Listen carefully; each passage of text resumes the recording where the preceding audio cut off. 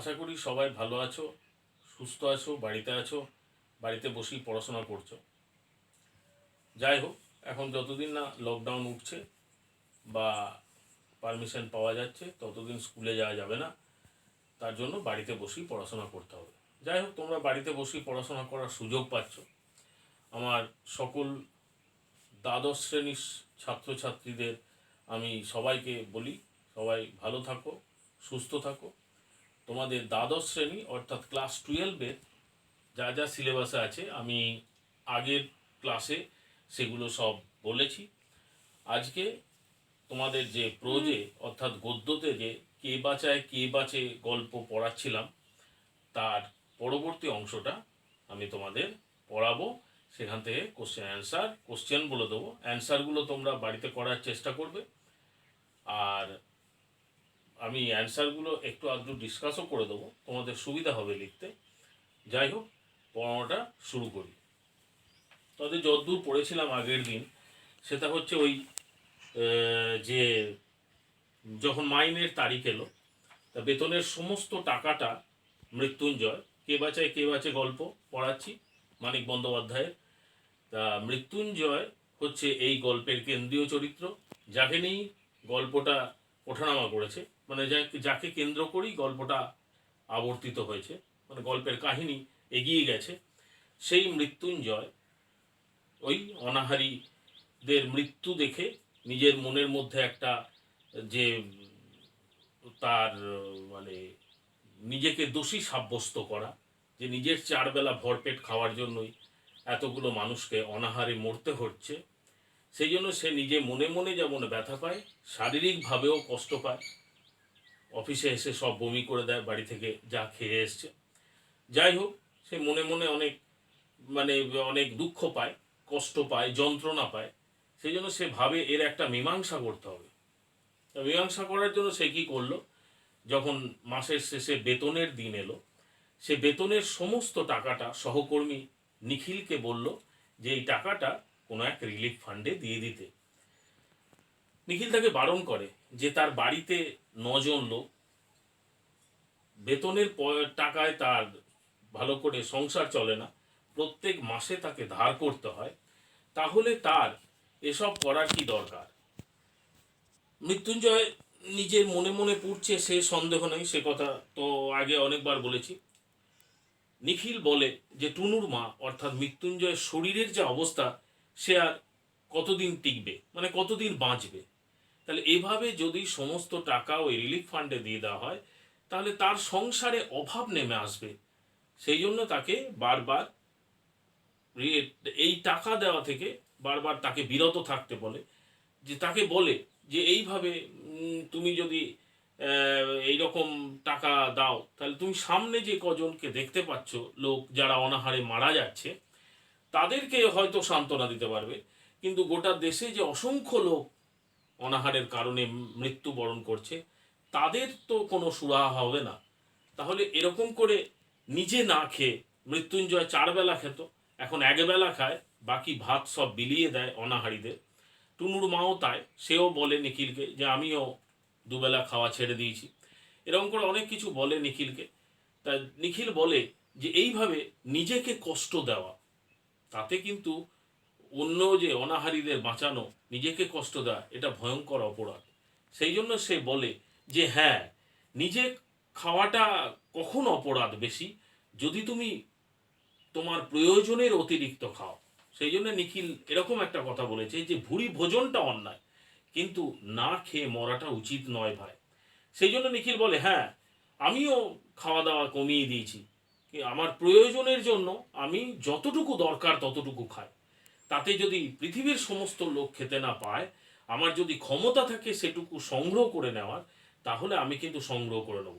আমি কিন্তু নিজে আগে বাঁচব, তারপর অন্যের কথা ভাববো। কারণ আত্মহত্যা মহাপাপ, নিজে না খেয়ে মরাটা মানে নিজেকে মৃত্যুর দিকে নিয়ে যাওয়া, অর্থাৎ আত্মহত্যা করা। তখন মৃত্যুঞ্জয় বলে ওটা পাশবিক স্বার্থপরতা। পাশবিক স্বার্থপরতা মানে পশুরা ওরকম স্বার্থপরের মতো মানে কাজকর্ম করে। পশুরা দেখবে নিজের আগে খেয়ে নেয়, তার ছেলে পুলে বা অন্যান্য তার জ্ঞাতিজনরা খেতে পেলো কিনা তা তার দেখার দরকার নাই। সে কেড়ে, তার শক্তি যতক্ষণ থাকে সে কেড়ে যতটা পারবে আগে খেয়ে নেয়, নিজের পেট ভরায়। তা এই যে নিখিলের এইরকম যে মন্তব্য, সেটা শুনে মৃত্যুঞ্জয় বলে ওটা পশুর মতো আচরণ হয়ে যাচ্ছে। কিন্তু এইভাবে মৃত্যুঞ্জয় বলে, নিখিল তুই কি পাগল হয়ে গেলি, তোর মাথায় কি এতটুকু সাধারণ জ্ঞান নাই, এরকম বলে সে উঠে যায়। এবার আস্তে আস্তে দৃশ্যপট বদলায়। মৃত্যুঞ্জয় অফিসে দেরি করে যায়, কাজে ভুল করে, চুপ করে বসে থাকে, আবার কখন বেরিয়ে যায়। বাড়িতে তাকে পাওয়া যায় না। ফুটপাতে ফুটপাতে ঘুরে বেড়ায়, ডাস্টবিনের ধারে, গাছের নিচে, খোলা ফুটপাতে যারা পড়ে থাকে তাদের সঙ্গে সেও ওই মিশে যায়, তাদের দলে। ভোর 4টে-5টায় যারা লাইন দিয়ে বসে তাদের সঙ্গে সেও লাইন দেয়। পাড়ায় পাড়ায় কোথায় লঙ্গরখানা আছে সেসব খুঁজে বার করে। অন্য প্রার্থীরা যারা ওই ভিড় করে লঙ্গরখানাতে, তাদের মতোই লঙ্গরখানা মানে যেখানে ওই মানে মানে ফ্রিতে খাবার দাবার দেওয়া হয়, অর্থাৎ যেখানে ওই গুড়েল খাবার দেওয়া হয়, তরল খাদ্য ওই অনাহারিতে। তা মৃত্যুঞ্জয় তো বাড়ি যাওয়া ছেড়ে দিয়েছে, বাড়িতে খাওয়া ছেড়ে দিয়েছে, বাড়ির সংসারের প্রতি তার কোনো মনোযোগ নেই। ছেলেমেয়েরা খেতে পেলো কি না পেলো তা দেখার তার দরকার নেই। সে এখন খালি অনাহারীদের কথা ভাবে। আস্তে আস্তে সে অফিস যাওয়া ছেড়ে দেয়। সে অফিস যাওয়া ছেড়ে দেয়। টুনুর মায়ের অবস্থা শোচনীয়। বাড়িতে ছেলেমেয়েরা না খেতে পেয়ে কান্নাকাটি করে। টুনুর মা বলে, আমিও মৃত্যুঞ্জয়ের সঙ্গে থেকে আমিও ওর মতো হয়ে গেছি, আমিও খাওয়া দাওয়া ছেড়ে দিয়েছি। তা নিখিল তাকে বারবার বলে যে এরকম করলে কিন্তু সংসার টিকবে না, তোমার শরীর টিকবে না, সংসার ভেঙে যাবে, তুমি সংসারে কর্ত্রী, তোমাকে যদি সংসারে ছেলে মেয়েদের নিয়ে তোমাকে খাইয়ে গুছিয়ে তাদের ভালোভাবে যত্ন আত্তি করে সংসার ভালো রাখতে হয়, তা সংসারে যদি এরকম অবস্থা হয় তাহলে সংসার ভেঙে যাবে, ছেলেমেয়েরা অবস্থা খারাপ হয়ে যাবে। কিন্তু উল্টে টুনুর মা বলে নিখিল যেন ওই মৃত্যুঞ্জয়ের সঙ্গে সঙ্গে থাকে, সেরকম কথা তাকে অনুরোধ জানায়। তখন টুনুর মা বলে যে তোমাকে আমি এইরকম অনুরোধ করছি, কিন্তু ভেবো না যদি আমি সুস্থ থাকতাম তাহলে আমি ওই মৃত্যু আর ওই স্বামী, ওর স্বামী অর্থাৎ মৃত্যুঞ্জয়ের সঙ্গে ঘুরতাম। নিখিল আশ্চর্য হয়ে যায়, ঘুরতেন? কারণ ও বলে যে আমি ওর মতো হয়ে গেছি। আর সে বলে, বা ওই টুনুর মা অর্থাৎ মৃত্যুঞ্জয়ের স্ত্রী বলে যে আমার ছেলে মেয়েগুলোর জন্য চিন্তা হয় না, আমার চিন্তা হয় ওই অনাহারী মানুষগুলো যারা ফুটপাতে না খেতে পেয়ে মারা যাচ্ছে। সে বলে যে আমিও 2-3 দিন ওই মৃত্যুঞ্জয় অর্থাৎ স্বামীর সঙ্গে সে ফুটপাতের লোকগুলোর কাছে গিয়েছিল, ওই অনাহারীদের কাছে।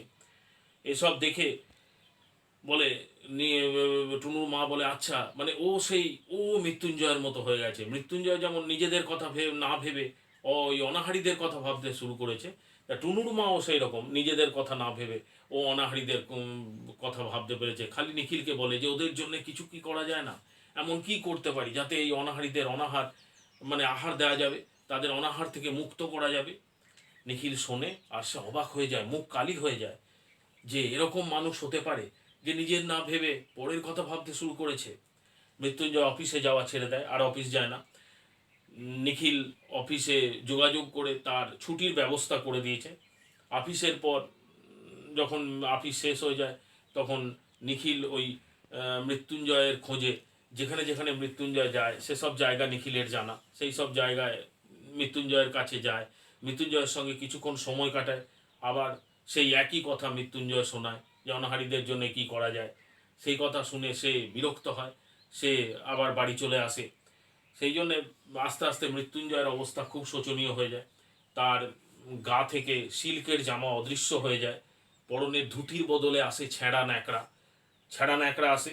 গায়ে চান না করার ফলে, স্নান না করার ফলে ধুলি মলিন হয়ে ওঠে, গায়ে মাটি জমা হয়ে দেখতে পাওয়া যায় যে গায়ে ময়লা জমেছে। দাড়িতে মুখ ঢেকে যায়, কারণ দাড়ি কাটার তার আর সময় নেই। সে তো এখন উদাস, আনমনা, আবেগ প্রবণ। সে খালি অনাহারীদের কথা ভাবছে, সে নিজের কথা ভাবে না, তার ছেলে মেয়ের কথা ভাবে না, তার স্ত্রীর কথা ভাবে না। যে মানুষ যে এতটা আবেগপ্রবণ হতে পারে, এতটা মানে কঠিন সমস্যার সমাধান নিজে বার করতে গিয়ে নিজেকে শেষ করে দিতে পারে, এরকম উদাহরণ এই আমাদের কে বাঁচায় কে বাঁচে গল্পে মানিক বন্দ্যোপাধ্যায় লিখেছেন। একবারে বাস্তব অভিজ্ঞতার কথা তিনি এই গল্পের, যে মানুষের মানসিক যন্ত্রণা যে কতটা বিপুল হলে সে এরকম মনোভাব নিয়ে আসতে পারে, সেই মৃত্যুঞ্জয়ের মধ্য দিয়ে আমরা তা দেখতে পাই।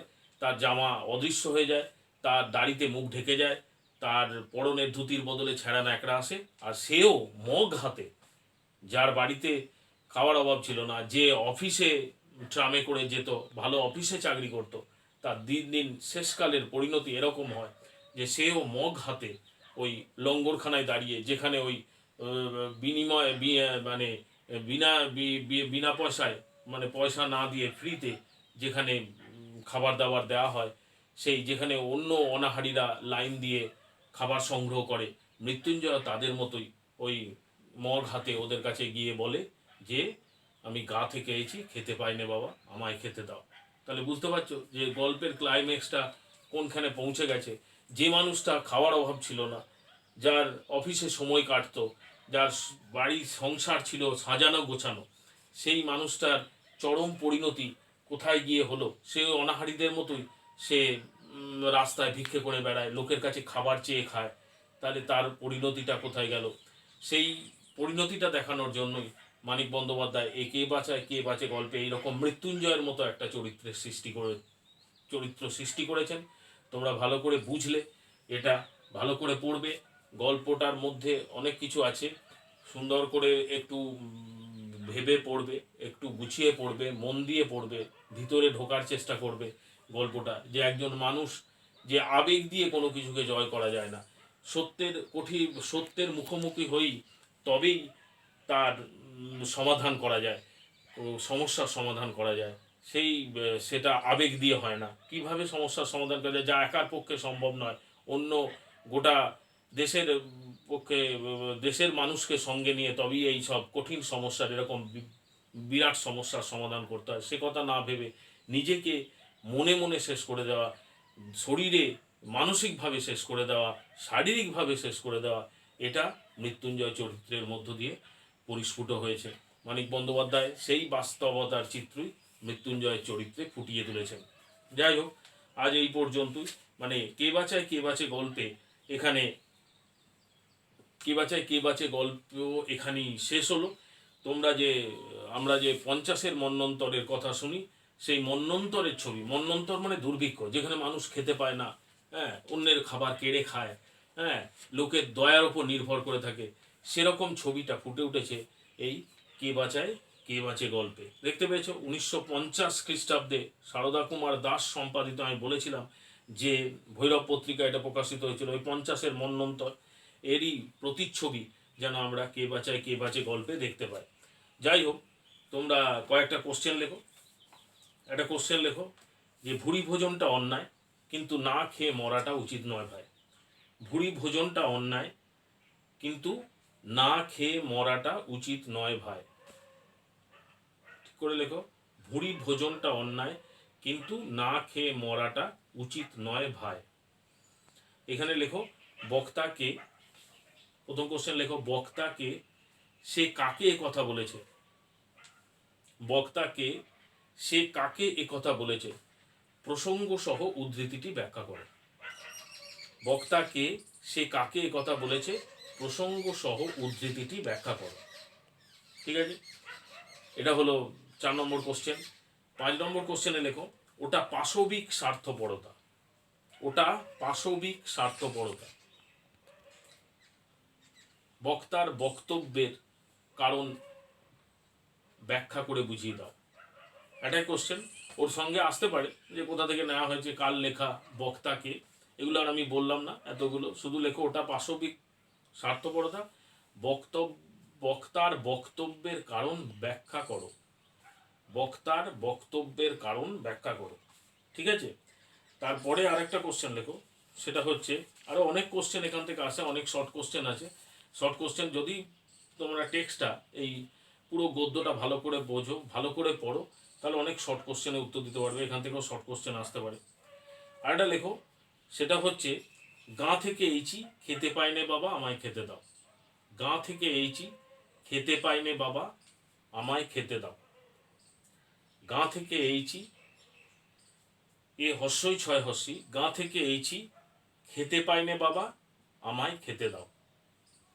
ঠিক আছে, প্রসঙ্গ সহ মন্তব্যটি ব্যাখ্যা করে বুঝিয়ে দাও। প্রসঙ্গ সহ মন্তব্যটি ব্যাখ্যা করে বুঝিয়ে দাও। প্রসঙ্গ সহ মন্তব্যটি ব্যাখ্যা করে বুঝিয়ে দাও। ঠিক আছে, তাহলে কে বাঁচায় কে বাঁচে গল্প শেষ হলো। আর আরও শর্ট কোশ্চেন বা অন্যান্য কোশ্চেন একটু নিজেরাই তৈরি করে দেবে। বইয়েতে অনেক লাইনই আছে, সব লাইনই প্রায় ইম্পর্টেন্ট কোথা থেকে, তার ভালো করে যদি তোমরা গদ্যটা পড়ো, রিডিং পড়ো বা মন দিয়ে পড়ো, তাহলে সব প্রশ্নেরই উত্তর দিতে পারবে, অসুবিধা হবে না। যা যা কোশ্চেন দিলাম এগুলো ভালো করে বাড়িতে তৈরি করো, পরীক্ষায় এর বাইরে খুব একটা আসে না, সব কোশ্চেনেরই কমন পেয়ে যাবে, তাই চিন্তার কিছু নেই। তাহলে আবার পরবর্তী ক্লাসে আবার দেখা হচ্ছে। আজ এই থাক, সবাই ভালো থেকো, সুস্থ থেকো।